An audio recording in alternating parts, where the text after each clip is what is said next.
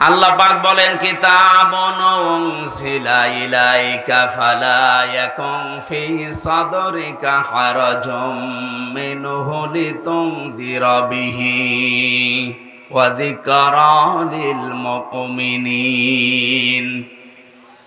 কিতাবুন, আল্লাহ বলেন একটাই মাত্র কিতাব পৃথিবীতে আমি আপনার কাছে দিলাম, শুধু চুমা খাবেন আর মাথার উপরে রেখে দেবেন। এটা ক্লাস চলছে, পাশে ভার্সিটি না, বিশ্ববিদ্যালয় যেভাবে ক্লাস নেয় ওনারা তো উন্নত ক্লাস নেয়, আমরা ছোটখাটো ক্লাস নিচ্ছি। জবাব দেবেন 1 2 3 4 এর ছেলে মেয়েরা যেভাবে বুঝলেও জবাব দেয়, না বুঝলেও দেয়, ওইভাবে দেবেন, একেবারে ঠিক বলে উঠবেন। ঠিক আছে? হ্যাঁ, সুসংবাদ দেবেন, ভীতি প্রদর্শন করবেন। দুইটা বিষয়ের ভেতরে আমি দিয়েছি। যিকরা লিল মুমিনিন, মুমিনদের জন্য কোরআন উপদেশ। কাদের জন্য বলেন? এবার আসেন আয়াতের মাঝে হারাজুন আছে, এই শব্দটার ব্যাখ্যায় মুফাসসির দুইটা অর্থ দিয়েছেন। এক নম্বরে, হে নবী, কোরআন যখন প্রচার করতে যাবেন, আপনার সামনে যারা বসে আছে রাজশাহীর মানুষগুলো, এমনও মানুষ আছে কোরআনের কথা না বুঝে রাগ করতে পারে। এইরকম শ্রোতা দেশে নেই? এই 15.5 বছর আরো বেশি ছিল। কোরআনে কারীম যেভাবে বলা দরকার ঠিক তো বলতামই ওইভাবে। যেই ফোর্সে আল্লাহ দিয়েছেন ওই ফোর্স মাঝে মাঝে দিলে দেখতাম অনেকেই না বুঝে রাগ করতো। আপনি আমার বিরুদ্ধে বললেন? আরে ভাই, আমি আপনাকে চিনি। কোথায় আমার বাড়ি কুষ্টিয়ায়, কোথায় আপনার বাড়ি রাজশাহী, জীবনে হয়তো আপনাকে দেখিও নাই। এখানে না বুঝে রাগ করা যাবে না। নবীজিকে আল্লাহ জানাচ্ছেন অনেকেই সামনে থাকবে এমন, ওরা না বুঝে রাগ করতে পারে। এক নাম্বার গেল। দ্বিতীয় নম্বরে, কোরআনে কারীম শুনতে যারা আসে এদের ভেতরে অনেক মানুষ এমন আছে আবাহমান কাল থেকে এমন এমন নিয়ম নীতি তারা ইবাদত মনে করে পালন করে, আসলে যেটা ইবাদত না। আর এটা সবচাইতে বেশি চলে বাংলাদেশ, ভারত আর পাকিস্তানে। বিশ্বের যতগুলো ছোটখাটো দেশে আমি গেছি, কোন দেশে কোরআনের কথা এত বেশি বলা হয় না।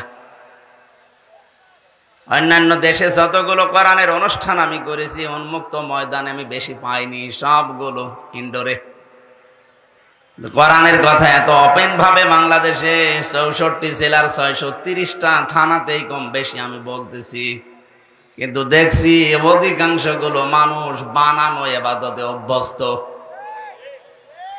চট্টগ্রাম, সিলেটে 2 বিভাগে আরো বেশি, রাজশাহী শিক্ষা নগরী হিসাবে একটু কম আছে। এবার আমি একটা গোপন কথা বলছি, পৃথিবীতে 3টা অপরাধ যদি মানুষ করে, ওই 3টা অপরাধের শাস্তি দুনিয়া আখিরাত মিলিয়ে আল্লাহ ডবল করে দেবে। কয়টা? 3টা অপরাধ, 3টা শাস্তি। কয়টা?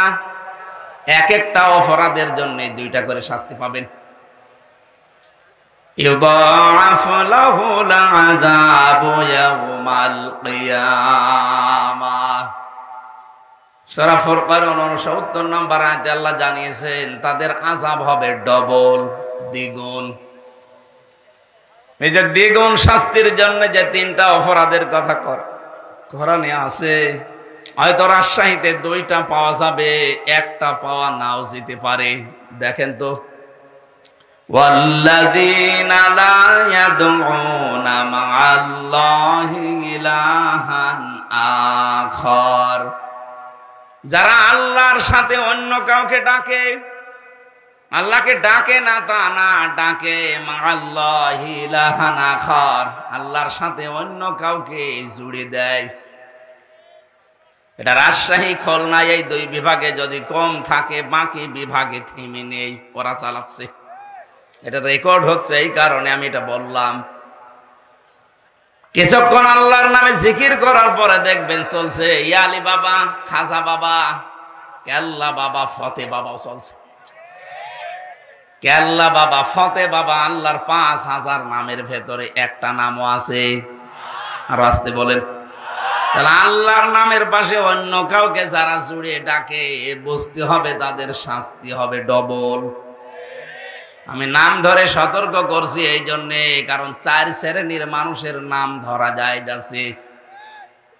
জাতিকে যারা প্রকাশ্য শিরক এবং বেদাতের ভেতরে নিমজ্জিত করতে চায় তাদের সম্পর্কে জাতিকে সতর্ক করার জন্য নাম ধরা যায় যাচ্ছে, এটা গীবত নয়। তার 1 নম্বরে আমার তাহেরি ভাই এই যে জিকির গুলো বানিয়েছে বলেন তো, এই যে কেল্লা বাবা ফতে বাবা, আর আমার মনে হয় আগা থেকে গোড়া পর্যন্ত পিটানো দরকার। কোথায় পেছনে ভণ্ডা মানুষ পাগল। আরে ভাই কমন সেন্সের কমন বাদ দিলে সেন্স থাকলেও তো কেল্লা বাবার জিকির করা আপনার ঠিক না। কিসের কেল্লা কিসের ফতে? আপনার জিকির হবে শুধুমাত্র কার নামে? আরো জোরে বলেন, ওয়ালিল্লাহিল আসমাউল হুসনা ফাদউহু বিহা। আল্লাহ পাক বলেন আমি আল্লাহর বহু সুন্দর সুন্দর নাম আছে, যে নামে পারো ডাকো। ওয়াদারুল্লাযীনা ইউলহিদুনা ফি আসমাই। কিন্তু আমি আল্লাহর নামকে যারা এলহাদ করে, যারা পরিবর্ধন করে দেয়, যারা উলট পালট করে দেয়, কম বেশি করে ডাকে, তাদের সামনে তোমরা ডাকবা না। না, ডিস্টার্ব হয়ে গেল।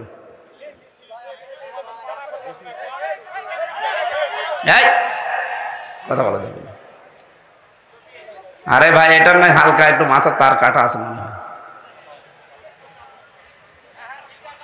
এবার আপনারা দুজন একটু গল্প করেন, তাড়াতাড়ি করুন, শেষ করেন। কি কি কি আর কি কথা বাকি আছে? কোনো কথা বাকি আছে না? না এভাবে কয় মিনিট বসে থাকবেন আপনি? আরে ভাই ওনারাই তো বলছে কি কয় মিনিট বসবেন এখানে, বসলে ভালো করে বসেন।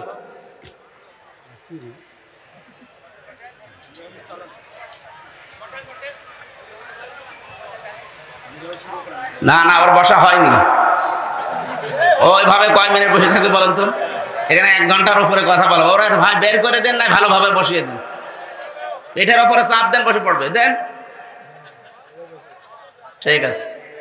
হ্যাঁ বাদাম ভাই এদিকে। ও এটা তো মনে হচ্ছে 2টা তারিখ কাটা। ঠিক আছে, ও যা করে করুক। রাজশাহী বাসী কোরআনের কথা যত অ্যাক্টিভ ভাবে শুনবেন, অবশ্যই আপনাকে আল্লাহ এখান থেকে একটা না একটা কিছু দেবেই। তার আজকে থেকে শুধু শুনতে আসলাম তা না, সিদ্ধান্ত নিয়ে যাওয়া লাগবে। আল্লাহর সাথে যারা অন্য কাউকে ডাকে, সে না বুঝে ডেকে জাহান্নামে যেতে পারে, আমি না। কথা বলে না কেন? সারা বাংলাদেশ এটা ছড়াবে কালকে। সবাইকে আহ্বান জানাচ্ছি, তাহেরি হোক আর তাহেরির বাবা হোক, যদি আল্লাহর সাথে অন্য কাউকে ডেকে জিকির করে তার সাথে ডাকা যাবে না। যদি ডাক দেন আপনার শাস্তি হবে দ্বিগুণ। এটা আমি বানালাম। সূরা ফুরকান 19 নম্বর পারার 5 নম্বর পৃষ্ঠার 1 নম্বর লাইনের 1 নম্বর আয়াতের 1ম অংশে আছে। যত তাফসীর পাওয়া যায় বাংলাদেশে দেখবেন এই বাংলায় লেখা আছে এইটাই। 2 নম্বরে যদিও ইমাজ ভাই বলে ফেলেছেন হালকা, আমি টাচ দিচ্ছি। ওয়াল্লাযীনা লা ইয়াদউনা মা'আল্লাহি ইলাহান আখারা ওয়া লা ইয়াকতুলুনান নাফসাল্লাতী হারামাল্লাহু ইল্লা বিল হক। আদালত কর্তৃক, বিচারালয় কর্তৃক যদি সিদ্ধান্ত ফাইনাল না হয়, আন্দাজে কাউকে মারা যাবে না। যদি কেউ মানুষ হত্যার সাথে জড়িত হয় তার শাস্তি হবে কয়টা? আরো জোরে বলেন। এ পৃথিবীতে যারা মানুষ হত্যার সাথে জড়িত, আপনি তাদের দিকে তাকান, কি ঘৃণিত করে দিয়েছে আল্লাহ। হিটলার, চেঙ্গিস খান, কথা বলছেন না কেন? 2024-এ 5 আগস্টের আগ পর্যন্ত 2006-এর অক্টোবর 28 তারিখ থেকে শুরু করে যত হত্যা হয়েছে, এর সাথে যারা ডাইরেক্ট ইনডাইরেক্ট জড়িত তাদেরকে আল্লাহ চেঙ্গিস খানের মতো ঘৃণিত করে দেবে। হিটলার, চেঙ্গিস খান যদি ওরা গণহত্যার সাথে জড়িত হয়, আপনি কি? আপনার জন্য 2332 জন মানুষ হত্যা হয়েছে, একটারও কারণ আপনি দর্শাতে পারবেন না। শুধুমাত্র নিজের অবৈধ চেয়ার ঠিক রাখার জন্য আপনি এই কাজ করেছিলেন। এটা যদি রাজনৈতিক মঞ্চ না, আমি বলছি না, কিন্তু আমি স্পষ্ট করতে চাই। 8, 14, 18 এবং 24 পর্যন্ত যারা নির্বাচনের নামে প্রহসনে চেয়ারে বসেছিলেন, তাদের প্রধানমন্ত্রী বলা, সাবেক প্রধানমন্ত্রী, সাবেক এমপি, সাবেক মন্ত্রী বলাও জায়েজ না। কারণ এরা ভোট চোর, ভোট ডাকাত। ডাকাতকে, চোরকে যদি আপনি সম্মান দেন, হাদিস, কোন জালেমকে যদি কেউ সম্মান দিয়ে ডাকে, সম্মান দেয়, সঙ্গে সঙ্গে আল্লাহর আরশ কাঁপতে থাকে। 15.5 বছরে যে মানুষগুলো মানুষের অধিকার নষ্ট করেছে, এরা আল্লাহর ভাষায় জালেম। কথা বলে না কেন? জালেমদেরকে কেউ যদি জেনে শুনে সম্মান দেয়, সম্মান দেখায়, সে যেই হোক, আল্লাহর আরশ কিন্তু কাঁপবে। এই জন্য এদেরকে আমার যতটুকু ধারণা জ্ঞান, এদেরকে প্রধানমন্ত্রী বলা, সাবেক প্রধানমন্ত্রী বলাও ঠিক। সাবেক বলা যায়, কারণ এর আগে একবার ছিল, ওইটা নাই, ঠিক আছে। কিন্তু বাকি এই 3-4 বারের, উনি এখন বিশ্বের মডলদের কাছে শুনছে, বিভিন্ন জায়গায় শোনাতে চায় যে আমরা নির্বাচিত ছিলাম, আমাদেরকে নির্বাসন দেওয়া হয়েছে। এরকম একটা ডাহা মিথ্যা কথা একটা হাসি মানুষ আপনি বলতে পারলেন? এটা ডাহা মিথ্যা কথা না? এই 15.5 বছরে বাংলাদেশে নির্বাচন হয়েছে, কোন শয়তানও বিশ্বাস করবে না। আমার মনে হয় কোন ঘোড়াকে যদি জিজ্ঞাসা করেন, ঘোড়া পর্যন্ত হাসবে, একটা কথা বলবে। নির্বাচনের আগেই যারা ঘোষণা দিয়ে দেয় 154 জন, দিনের ভোট যারা রাতে করে, এ মানুষগুলো নির্বাচিত হওয়া এই শব্দ বলে কোন লজ্জায়? আপনি মিথ্যা বলছেন বলেন, কিন্তু হাসি নামটা কেটে দিয়ে বলেন, কারণ আমিও হাসি। কে কথা বলছে না কেন? এটা আমার গায়ে লাগে। মানুষ আপনাকে তো 5ই বলবে, তখন গায়ে লাগবে আপনার। আমিও তো হজ করেছি, টাকা খরচ করি। যেন এমন কাজ করেন না আমার হাসি আপা, যেন আমার আবার বদনাম হয়। সিম্পেথি আপনি পাবেন না, কারণ আল্লাহর উপরে, আল্লাহ নিজে আপনার উপরে মামলা দেবে কিয়ামতে। ইন্নামাস সাবিলু আলাল্লাযিনা ইয়াযলিমুনান নাস। আল্লাহ পাক বলেন, অবশ্যই আমি নিজে মামলা দায়ের করব যারা মানুষ হয়ে মানুষের উপরে জুলুম করে। এই 15.5 বছরে যে জুলুম হয়েছে, তার নিজের প্রমাণ তো আমি নিজেই। কথা বলেন না কেন? আমার উপরে যে 3টা বছর জুলুম হয়েছে, এটার প্রমাণ আমি নিজে। তাহলে মানুষেরটা বলার দরকার নেই। আর আমার চোখে আমি যা দেখেছি ওই মাটির নিচে, এটা তো আরো বড় প্রমাণ। আপনার এই দেশে যদি কিছুই না করে থাকেন, শুধু আয়না ঘরের সাথে যারা জড়িত, তারা আল্লাহর মামলার আসামি। মানবতার কত লঙ্ঘন হয়েছে আপনি জানেন? সাদা চামড়ার মানুষগুলো মানবতার কথা শুনলে অনেক চুপসে যায়, যে মানবতা লঙ্ঘন হয়। এই 15.5 বছরে কি মানবতা লঙ্ঘন হয়েছে আমি নিজের চোখে দেখে এসেছি। এত বড় বড় নখ হয়ে গেছে এক একজনের, চুল দাড়ি গপ, মনে হচ্ছে জঙ্গল থেকে একটা লোক বেরিয়ে আসতেছে। রাতের বেলা যখন নিয়ে যেত, মাঝে মাঝে কান্নার আওয়াজ পেতাম ওই মাটির নিচে আয়না ঘরে। আমি তো মাত্র কয়েকদিন, 10 দিন মতো শুনেছিলাম নাকি এখানে, এবং ওই পুরাতন আয়না ঘর যেটা কেউ 8 বছর, 10 বছর, 14 বছরও পড়ে আছে, দুনিয়ার কেউ জানে না। যে সময় কান্নার আওয়াজ পেয়েছিলাম, মাঝে মাঝে যাওয়ার সময় জিজ্ঞাসা করতাম, ভাই কি পরিচয়, কি নাম কি? আস্তে করে আওয়াজ আসতো। চোখ যখন একটু খুলে দিত, দেখতাম এখানে লিখাই যে এত বড় বড় নখ। নখগুলো দিয়ে দেওয়ালের সাথে খসিয়ে খসিয়ে মোবাইল নাম্বারটা লিখেছে, আর নিচে ভাঙা ভাঙা অক্ষরে লিখেছে, ভাই যদি বাইরে কেউ যেতে পারে এনে নাম্বারটা জানাবেন যে আমি বেঁচে আছি। আপনি বসেন, এখন বলেন আমি কি করেছি? কি করেছি মানে আপনি কি করেছেন দুনিয়ার মানুষ জানে না, তাই যারা জানে তারা যদি এখন সবাই আমার মতো মুখ খুলতে আরম্ভ করে, কুকুরকে মানুষ আর কি ঘৃণা করে, তার চাইতে বেশি ঘৃণা করবে আপনাকে। মুফতি ফখরুল ভাই আমাকে বলছিল যে হামজা আপনার সাথে কি করে আমি জানি না, তবে আমার এই পায়ের ভেতর দিয়ে হাত দিয়েছিল, এই যেখানে এইভাবে, এবার পায়ের ভেতর দিয়ে হাত দিয়ে সামনে যে লোহার ব্যারিকেড দেওয়া ওর সাথে হাত হ্যান্ডকাপ দিয়ে টাঙ্গিয়ে দিয়েছে, টান লাগলে হাত কেটে যায়। তারা ভাই 5 মিনিট 10 মিনিট পরে খুলে দিলে তো হয়, বছরের পর বছর মাত্র 1.5-2 মিনিট সময় দিল টয়লেট করার জন্য। পচা ছোলা কয়েকটা দিয়ে যেত সকালে, তাও 1 মুঠ মতো, দুপুর বেলায় 1 মুঠ খাবার দিয়েছে, তাও মনে হচ্ছে 4-5টা তরকারি দিয়ে কেউ মাখিয়ে দিয়েছে, পারলে খান না পারলে রোজা রাখেন। 5 দিন 10 দিনই তো মানুষ অস্থির হয়ে যাওয়ার কথা, কারণ এদিকে 3.5 হাত, এদিকে 1.5 হাত, এতটুকু জায়গা। আর একটা মানুষ সেখানে পড়ে আছে 14 বছর। অবশ্য সুবহানাল্লাহ, ওর মাথা তার মানে পুরাই কেটে গেছে। পাগল ওইটা ঠিক আছে। কি ভয়ঙ্কর অবস্থা বলেন তো, বর্ণনা শুনে আমার এখন নিজেরই ভয় করে, অথচ আমি কাটিয়ে আসলাম 3টা বছর। শরীরে এখন বিভিন্ন রকমের রোগ আজ বাসা বেঁধেছে, এমনি না,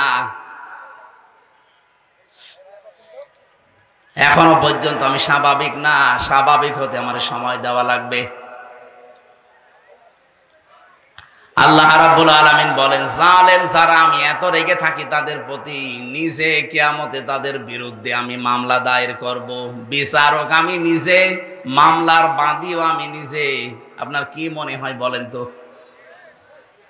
আমাদের বিরুদ্ধে যদি সলিমদ্দি গলিমদ্দি কেউ মামলা দিত, আমার 3 দিনের বেশি রাখতে পারতো না, কারণ আমি যে জায়গায় ছিলাম, বাংলাদেশের শ্রেষ্ঠ ধনী যারা, তাদের ভেতরে একজন আকিজ গ্রুপ, নাম শোনেননি? আমি তাদের খতিব ছিলাম। কয় টাকা লাগবে আপনার? কিন্তু আমার এমন মানুষ মামলা দিয়েছে যিনি দেশ চালাচ্ছে, এজন্য টাকা দিয়ে দোকানে কাজ না। মামলাটা কতবার সিএমএম কোর্ট, জজ কোর্ট, হাইকোর্টে তুলেছে, বলে না হবে না, লাল দাগ মারাজ। অথচ কয়েকদিন আগে ওই মামলাটা তুলেছিলাম, পুরাটা খারিজ করে দিয়েছে। বিচারপতি এভাবে মামলার নথি হাতে নিয়ে বলছে, কি দেখে বিচার করব, এর তো কোনো মাল নেই, জান সব খালাস করে দিলাম। বলতে গেলাম যে স্যার এটা তো 3 বছর আপনার হাতেই ছিল, তখন তো বলেন যে যেমন মাল নেই, এখন বলছেন মাল নেই। এইটাই বলতো যে হুজুর কিছু করার নেই, আমার হাত বাঁধা ছিল। কথা বলেন এখানে, আমার হাত বাঁধা ছিল, যেন আমি কিছু করতে পারি না, এখন হাত খোলা আছে। যত মামলা এরকম বানানো মিথ্যা আসবে, আমি কি সাক্ষীও দেখবো না, দেখলেই বুঝতে পারি যে এটা বানানো নাকি। কি মামলা আমি পড়েছিলাম, আমার সাথে একজন ছিল, বলছে হুজুর ঘরে ঘুমিয়েছিলাম, ঘর থেকে তুলে আনলো, চোখ খুলে দেখছি আমি কি গো, থানার গারদে। আমার এখনো ঘুমের ঘর কাটে নিয়ে, ঘুমে অবস্থায় থানার গারদে। পরে জিজ্ঞাসা করছে আমি কোথায়, থানায়। কেন? গাছ কেটেছিস। কখন? স্বপ্নে। কি চলছিল বলেন দেশে, এই চলছিল।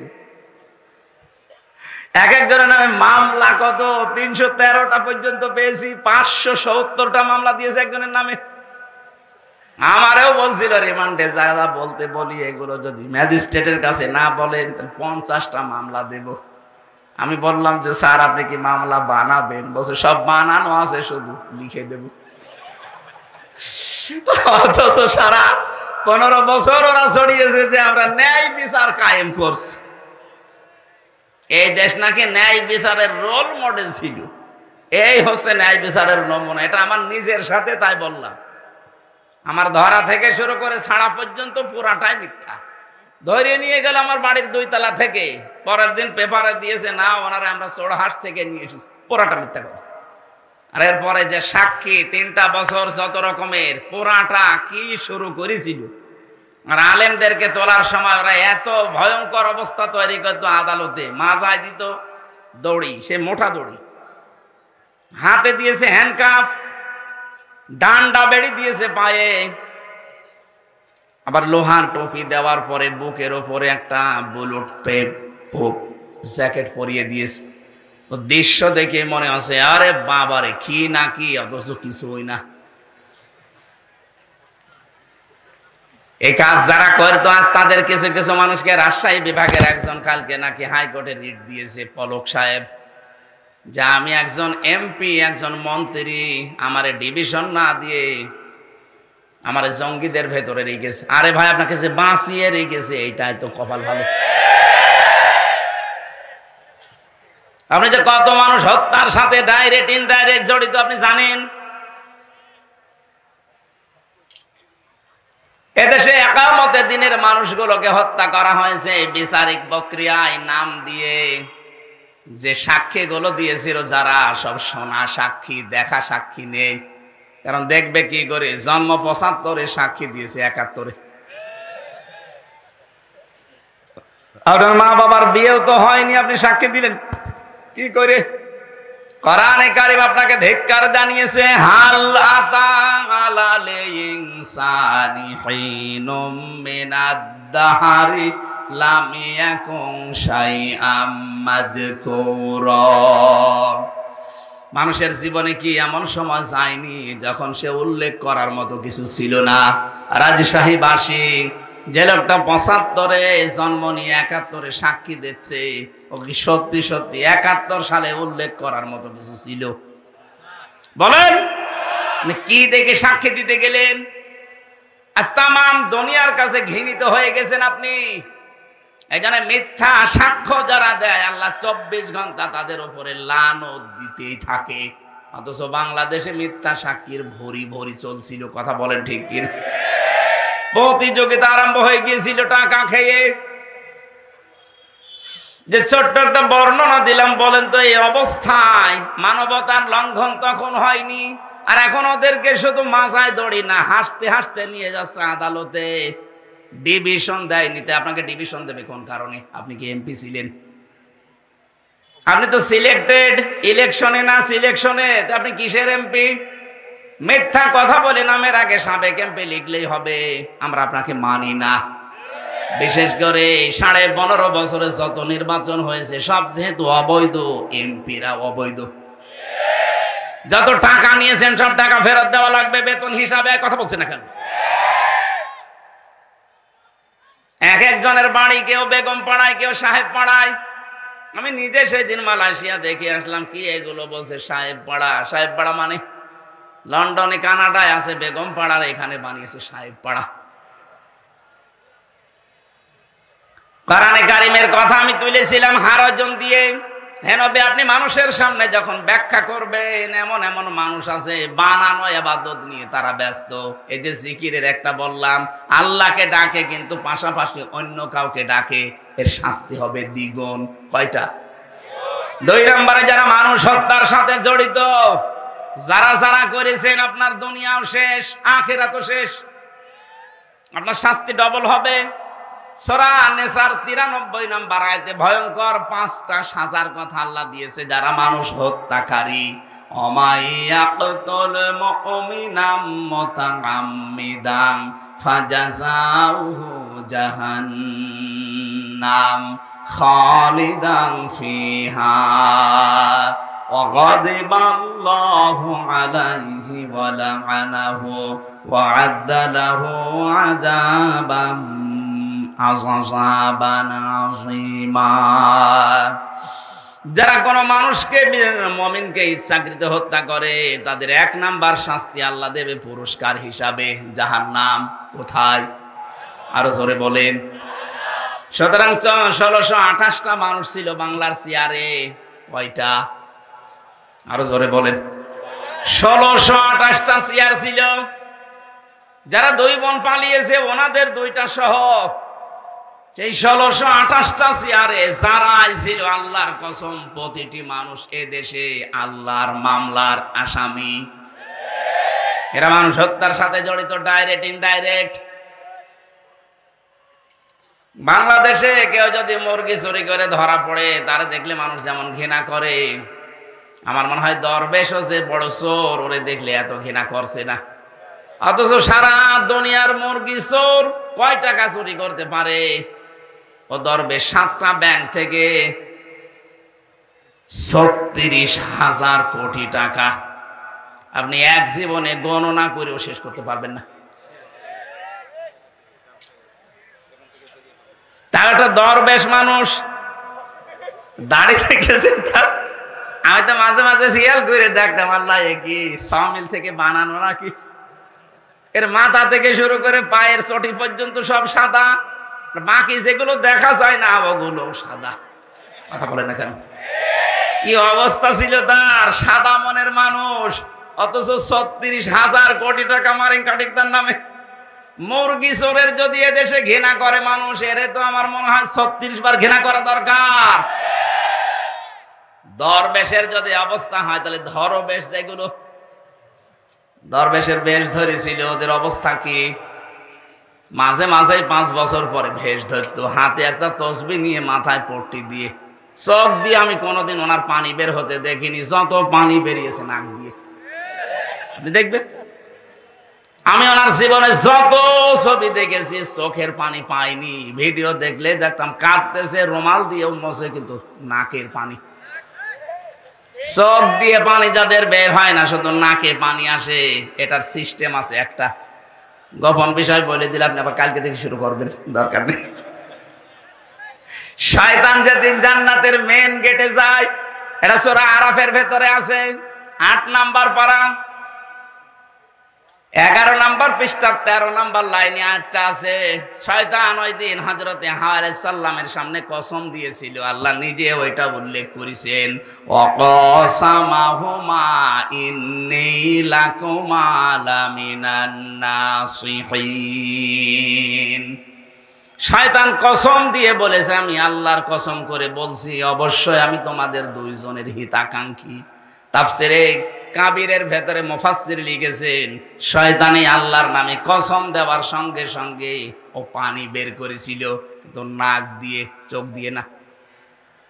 ও আগেই কেঁদে ফেলেছিল, চোখে কিন্তু পানি নেই, নাকে পানি এখনো, নাকছে কেমন ছিল ওইটা ওখানে লেখা নেই। এটা তো নাক কেমন আমরা দেখতে পাই, এজন্য নাকের পানি দেখা যায়, চোখের পানি পাওয়া যায় না। এখান থেকে একটা মাসলা বের হয়, যারা কথা বলার আগেই কেঁদে ফেলে, এটা শয়তান। আপনি জীবনে যত কথা আমি শুনেছি, কথা বলার আগেই দেখবেন কাঁদে, আমার কেউ নেই, কেউ নেই। তো কেউ নেই, আমরা করবো কি? আমার তো মনে হচ্ছে এখন যে মেজর ডালিমকে বাইরের দেশ থেকে নিয়ে এসে দেশের প্রধান উপদেষ্টা বানানো দরকার। তাহলে আর জীবনে কোনোদিন বলবে না যে আমি শর্ট করে চলে আসবো। উনি যদি আসে, চিন্তা করবে দরকার নেই, আর মরে যায়, দরকার আর স্বামীর বাড়ি মরবো। কথা বলছে টাকা। একজন তো স্বামীর বাড়ি, তোমরা নিজেরাই বলেছে যে স্বামী স্ত্রীর সম্পর্ক আমাদের।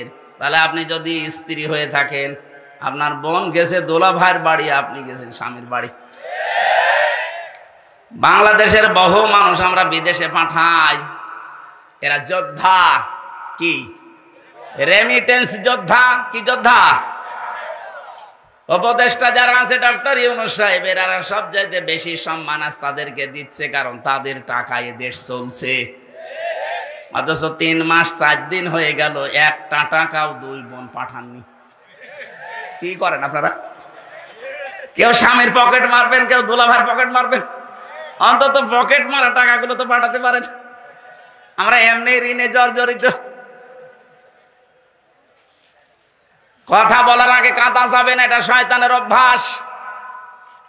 আমি যেটা বলতে চাচ্ছিলাম, মানুষ হত্যার সাথে যারাই জড়িত, এই যে কতগুলো শাস্তি বললাম, কোনটা থেকে আপনি রেহাই পাবেন বলেন? 1 নম্বরে জাহান্নামে যাবেন, 2 নম্বরে খালিদান ফিহা, চিরদিন থাকবেন। কয়দিন? এদেশে একটা ভুল কথা প্রচার করা আছে যে না, যা করি করি, কালেমা তো একদিন পড়েছি, নাই 10 বছর থাকবো। এরপরে যখন বের হয়ে আসব তখন আবার হাউসে কাউসারের পানি দিয়ে আল্লাহ গোসল করিয়ে বের করে দেবে। আগে যে হামজা ছিলাম ওই রকম হয়ে যাব। আমি জেলখানায় ঢোকার আগে 21 সালে তখন আমার 66 কেজি ওজন ছিল। বের হওয়ার সময় 60 কেজি, 6 কেজি কমে গেছে। অনেকেই মনে করে এই যে জাহান্নামে নাই 10 বছর থাকবো, 70 কেজি হয়ে ঢুকবো, নাই 65 কেজি বের হবো। 65 কেজি বের হবেন কি করে আপনি? খালিদান ফিহা, এটা মাসদার। যারা গ্রামার বোঝে জিজ্ঞাসা করেন, মাসদার সরাসরি শব্দ আল্লাহ কোরআনে দিয়ে দিয়েছেন, ভাঙাচোরা নেই। খালিদান ফিহা, চিরকাল থাকা লাগবে। এখন এই চিরকাল কতদিন? সূরা জুমারের 19 নাম্বার 20 নাম্বার আয়াতে আল্লাহ এই তথ্যটা দিয়েছেন। কতদিন থাকবেন? এদিকে তাকান।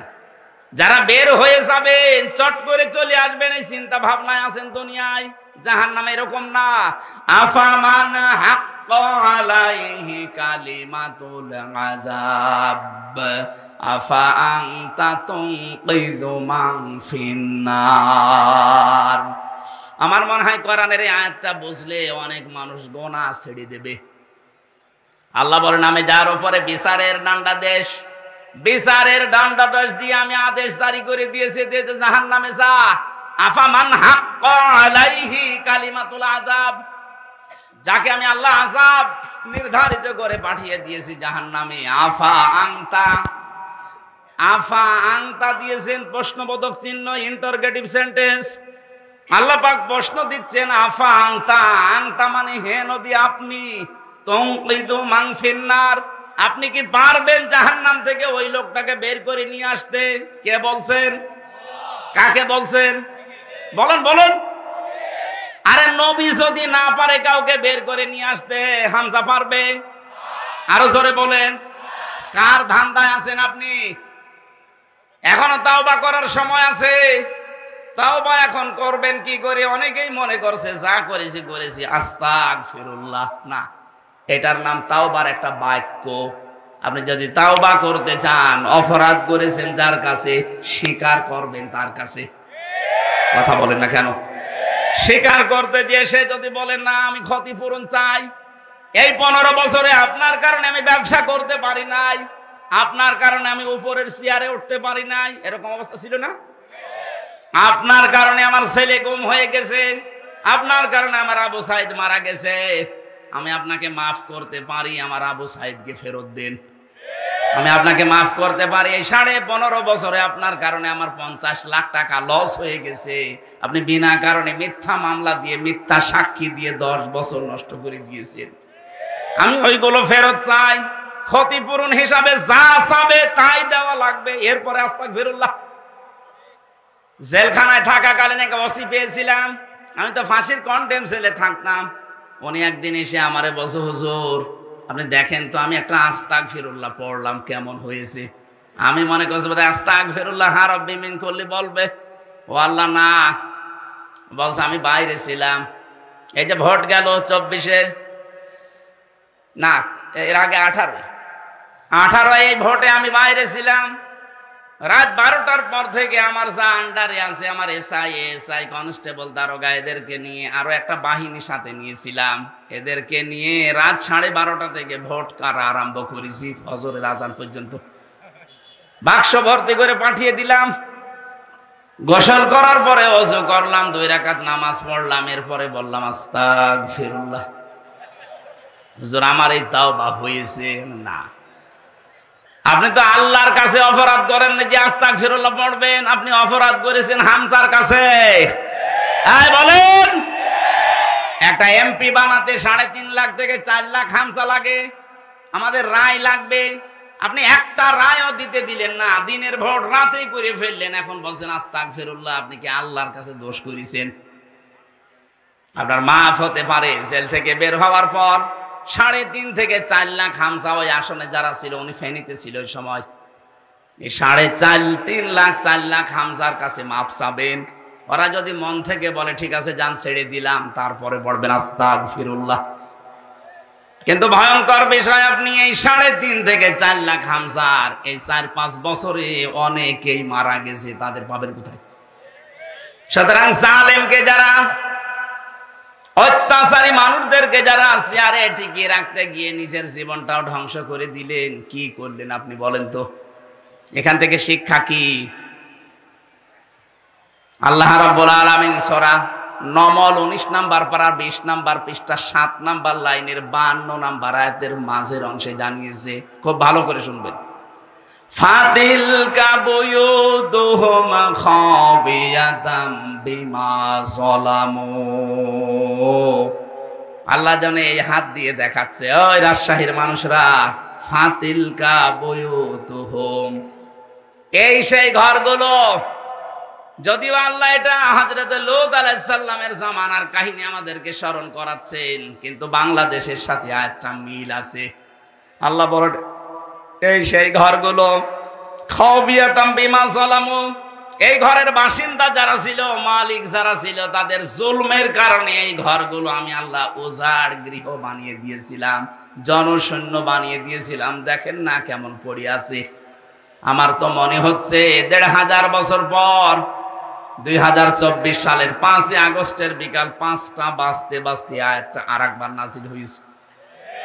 আল্লাহ জানা সারা বাংলাদেশের মানুষকে দেখাচ্ছে, ফাতিলকা বুয়ুতুহুম, বাইতুন না বুয়ুত, বহু বছর। একটু তাকাও না কেন জালেমদের ঘরের দিকে? কি জনশূন্য উজাড় গৃহ হয়ে পড়ে আছে ঘরগুলো। এর বাস্তব প্রমাণ দেখেছে আমার কুষ্টিয়ার হানিফের বাড়ি। বিকাল ৫টা বাজতে বাজতে একটা ইটও জনগণ রাখে নাই, টয়লেটের প্যান পর্যন্ত খুলে নিয়ে চলে গেছে। হ্যাঁ, আমার মনে হয় ও যদি থাকতো ওর সব কেটে শেষ করে দিত। শুধু একটা, আমার তো ৬৩০টা থানায় যাওয়া হয়ে গেছে প্রায় কম বেশি। যত জায়গায় যাচ্ছি দেখি জালেমদের বাড়িগুলো আজ আয়াতের সাথে মিল আছে। খাবিয়াতান, আল্লাহ বলেন আমি জনশূন্য করে দিয়েছি, ঠিক জানো তাই। কেউ আর এখন ওখানে থাকে না, বাড়ি ঘরগুলো এখন অভিশপ্ত, উজাড় গৃহ হয়ে গেছে।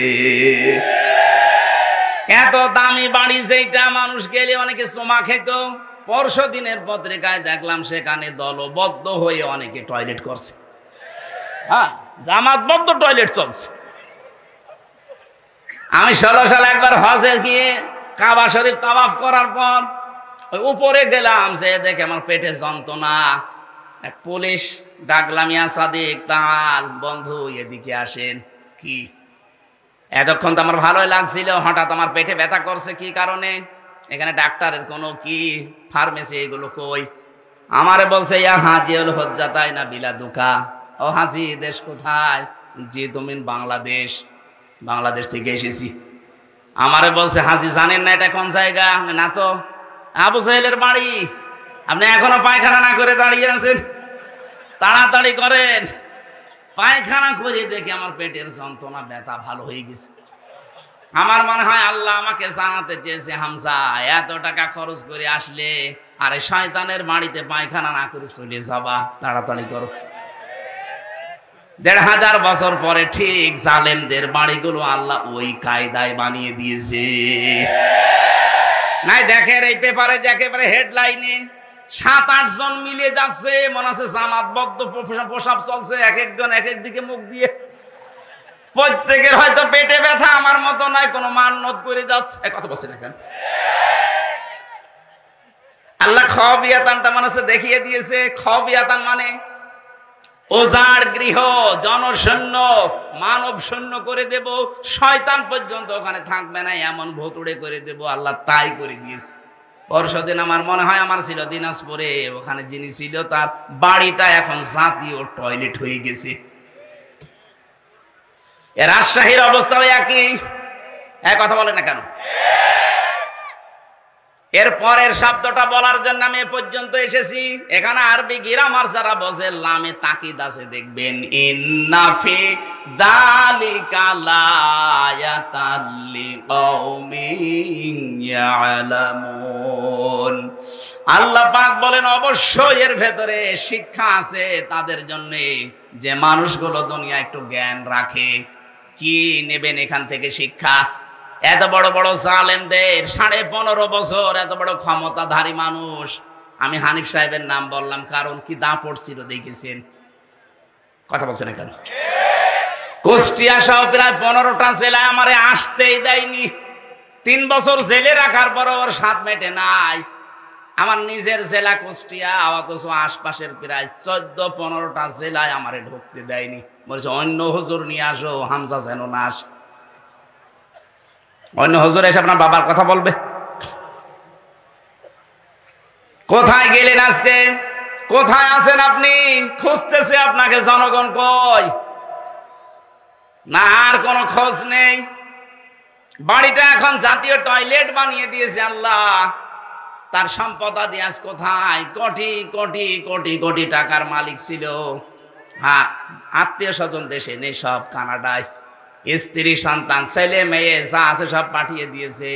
এদেশে ছিল, কোথায় আছে আল্লাহ জানে, আর সে জানে।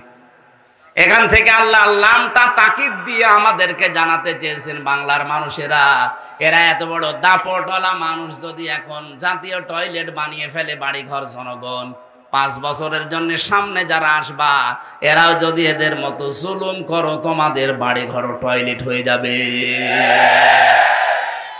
আমি আশা করি বুঝে ফেলেছেন। এরপরও যদি না বোঝেন, এদিকে আসেন।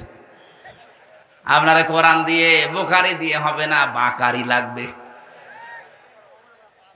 রেকর্ড হচ্ছে, এই জন্য বলছি, যারা আসবেন চেয়ারে ভবিষ্যতে, তারা যেন জালেম হয়ে যাবেন না। কারণ জালেমদের কোনো ছাড়, বলেন বলেন, জালেমরা মামলার আসামি কার? আমরা যদি এদেশে মামলা নাও দেয়, আল্লাহ নিজে মামলা দেবে। এই দিকে খেয়াল করে চেয়ারে বসলে জুলুম করবেন না। শুধু চেয়ার মানে ক্ষমতার এই চেয়ারই না, যে চেয়ারে বসে আছেন ওখান থেকে, এই যে স্যার যে চেয়ারে বসে থাকে, ওনার নিচে যারা কাজ করে সবাই ওনার কাছে এতিম। কথা বলেন না কেন? ইমাম সাহেব যে চেয়ারে বসে আছে, ওনার নিচে যা আছে সব ওনার কাছে অসহায় এতিম।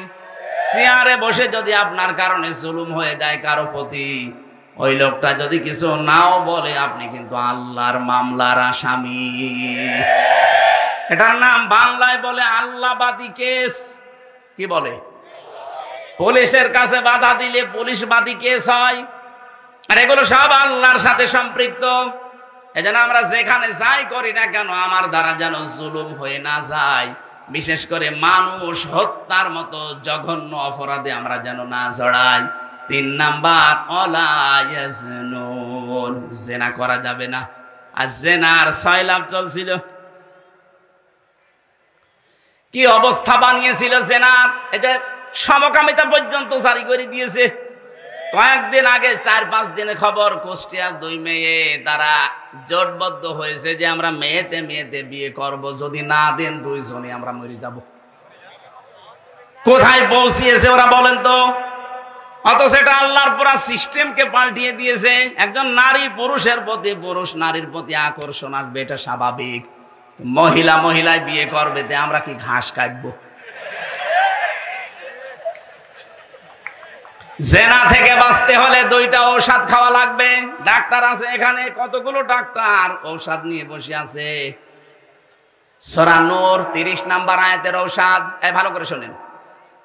قُلْ لِلْمُؤْمِنِينَ يَغُضُّوا مِنْ أَبْصَارِهِمْ وَيَحْفَظُوا فُرُوجَهُمْ ذَلِكَ أَزْكَى لَهُمْ ইন্নাল্লাহা খাবীরুম বিমা ইয়াসনাউন।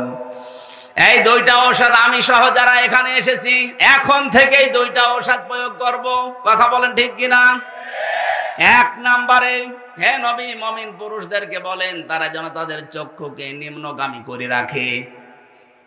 এই চোখ নিচু করে রাখা লাগবে। 14 জন মহিলা বাদ দিয়ে দুনিয়ার যত মহিলা আছে সবাইকে, এই 14 জনের ভেতরে আপনার মা, আপনার বোন, আপনার নিজের মেয়ে, আপনার ভাইয়ের মেয়ে, বোনের মেয়ে, এরকম ফুফু আছে, খালা আছে, 14 জন মহিলা, এদের সাথে পর্দা করা লাগবে না।